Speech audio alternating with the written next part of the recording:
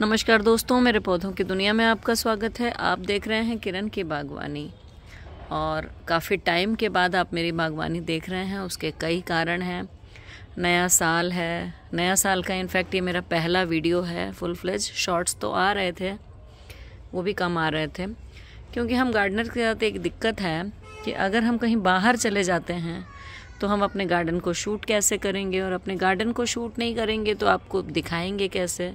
और पुरानी वीडियोस दिखाने में मज़ा नहीं आता है। तो यही मेरे साथ हुआ। नया साल का सेलिब्रेशन चल रहा था, हम फिर बाहर कहीं चले गए और दिल्ली में पड़ रही है कड़ाके की ठंड। जैसा कि मैंने पिछली वीडियो में भी आपको बताया था कि कड़ाके की ठंड में अपने पौधों के साथ क्या ना करें जिससे कि आपके पौधे इस कड़ाके की ठंड, इस हार्श वेदर को, इस कठोर मौसम को झेल जाएं और फिर से बसंत ऋतु के लिए तैयार हो सकें। तो आज का टॉपिक भी कुछ इसी से रिलेटेड है। सर्दियों में जो फ्लावरिंग प्लांट्स होते हैं उनको कैसे बचाया जाए और कैसे उनमें ज़्यादा से ज़्यादा फूल पाए जाए, उनमें क्या फर्टिलाइज़र दिया जाए।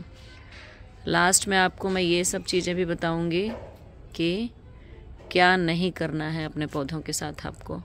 तो ध्यान से देखते रहिएगा वीडियो को। और पहले मैं आपको दिखा देती हूँ कि क्या क्या खिला हुआ है। अभी आपने देखे सुंदर सुंदर गुलाब जो अभी सर्दियों में खिल रहे हैं और बहुत अच्छे खिल रहे हैं। और ये गुलदाउदीज़ हैं जो खिल के अब ख़त्म हो रही हैं, और इनको मैंने जब ये खिल के पूरे, जैसे अब ये सूख रहे हैं इसके, तो इसको काटना ना भूलें ताकि जो ये नए नए फूल आ रहे हैं ये अच्छे से और खिल जाएं और ये प्लांट अगले साल के लिए फिर प्रिपेयर हो सके, ज़्यादा से ज़्यादा उसमें पत्तियां और बन सकें, ब्रांचेस आ सकें। तो ये हमें कटाई छटाई कर देनी है। जैसे कि देखिए मैंने इनकी कटाई छटाई करके छोड़ दिया है। ये इसको छांट दिया है, ये सब फूल खिल चुके हैं, इनको छांट दिया है। तो ये सब मैं आपको दिखाती रहती हूँ। एक वीडियो मैंने इस पर भी बनाई है कि अगर फूल खिल जाएं उसके बाद क्या करें। तो अब जाके उसको भी देख लीजिएगा कि गुलदाउदी को उसके बाद क्या करना है, कैसे अगले साल हमें उसमें से और ज़्यादा पौधे और ज़्यादा फूल लें, उसके बारे में है। तो उसको भी जाके देख लीजिएगा।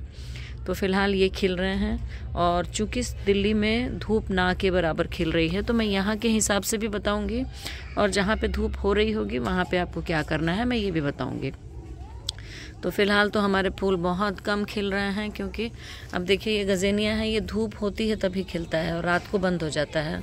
तो ये बंद की ही मुद्रा में है क्योंकि अभी आज धूप खिली ही नहीं है। धूप नहीं होगी तो ये खिलते नहीं हैं। तो ये ऐसी कली के रूप में ये रोज़ रात को बंद हो जाते हैं और सुबह खिल जाते हैं। तो धूप बहुत ज़रूरी है पौधों को खिलने के लिए।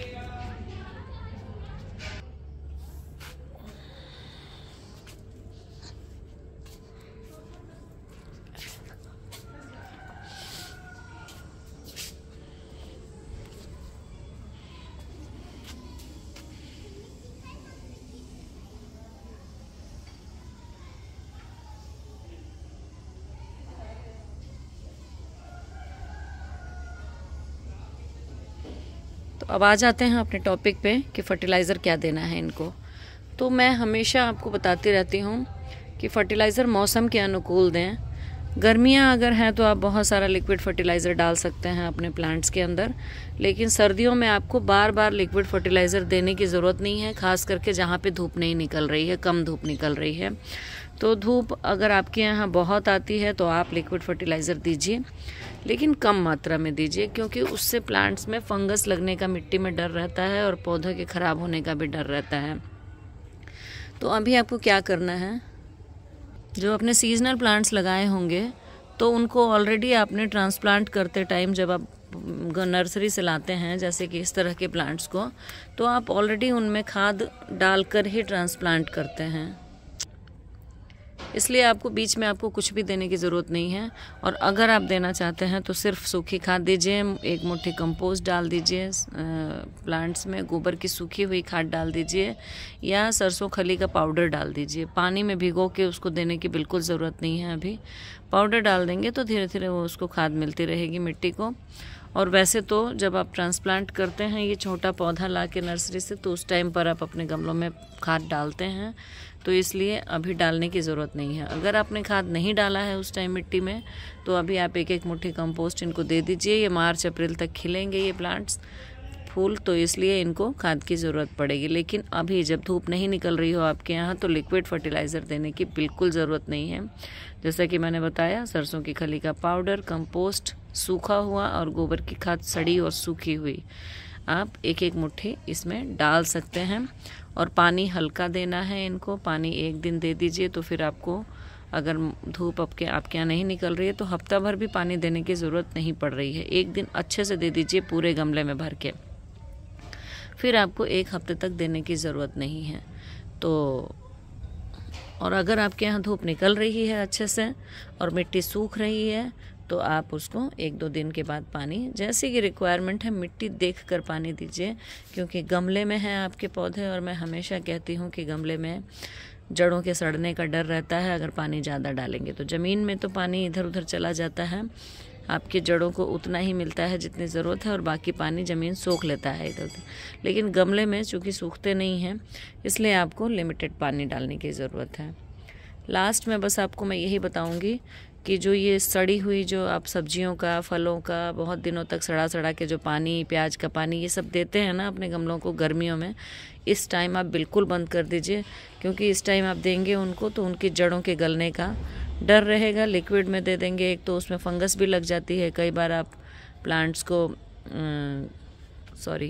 कंपोस्ट या जो किचन कंपोस्ट होता है, किचन वेस्ट होता है, उसको अगर पानी में भिगो के रखते हैं तो उनमें फंगस वगैरह लग सकता है। और उस पानी को अगर आप देंगे तो धूप चूँकि निकल नहीं रही है, आपके पौधों के सड़ने का, आपके पौधों की जड़ों के सड़ने का बहुत ज़्यादा चांस रहेगा।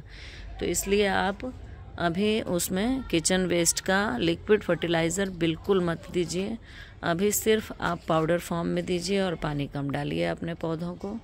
पानी जिस दिन खाद डाली है उस दिन पूरा भर के पानी डाल दीजिए और फिर आपको 1 हफ्ते तक डालने की ज़रूरत नहीं पड़ेगी। वो खुद ही रिस के उसमें से जो खाद है वो मिट्टी में मिलती रहेगी, उसी में आपको और आपके पौधों को पोषण मिलता रहेगा।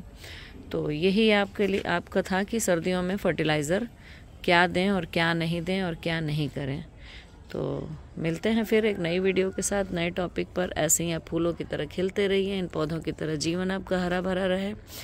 और चैनल को सब्सक्राइब कर लीजिए। वीडियो पसंद आ रहा हो तो लाइक करके शेयर कर दीजिएगा दोस्तों के साथ, और सब्सक्राइब करके बेल आइकॉन भी ज़रूर दबा दीजिएगा दोस्तों, ताकि अगर मैं दूसरी वीडियो लाऊं, अगली वीडियो, तो आपको नोटिफिकेशन मिल जाए।